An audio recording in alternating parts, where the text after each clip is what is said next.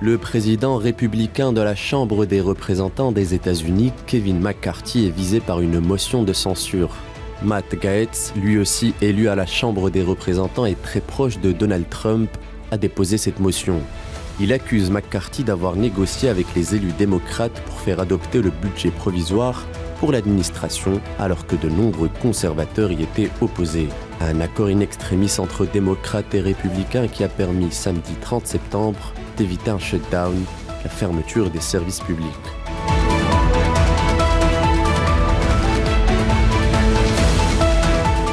La première banque allemande, la Deutsche Bank, a été placée sous surveillance d'un représentant spécial de l'autorité de surveillance financière, le temps de régler le chaos lié à l'intégration des comptes bancaires à sa filiale Postbank. Ce représentant spécial devra veiller à ce que l'établissement élimine rapidement et complètement les restrictions dans le service à la clientèle des succursales Postbank et DSL Bank.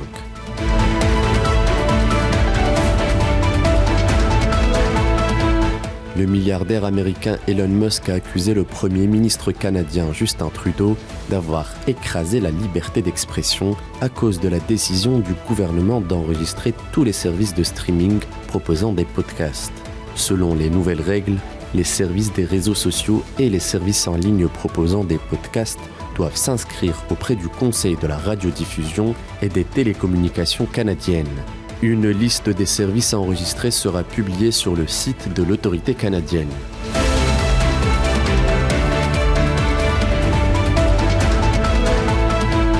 Le centre météorologique chinois a émis une alerte jaune au typhon Koinu, le 3e niveau le plus élevé de son système d'alerte au typhon à 4 couleurs, alors que le 14e typhon de l'année devrait apporter des coups de vent dans les zones du sud et de l'est du pays.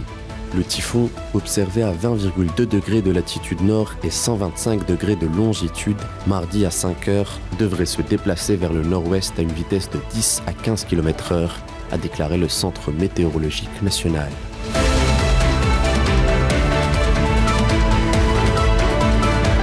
Le CR Belouizdad s'est qualifié pour la phase de poule de la Ligue des champions africaine après sa victoire face aux Sierra-Léonais des BO Rangers, en match retour du deuxième tour préliminaire disputé ce lundi au stade Miloud Hadfi d'Oran. Le CRB s'était imposé sur le même score au match aller. Le CRB est le premier club algérien à se qualifier la 4e fois d'affilée à la phase de poule dans la plus prestigieuse compétition interclub de la CAF. La cérémonie du tirage au sort de la LDC aura lieu vendredi à Johannesburg.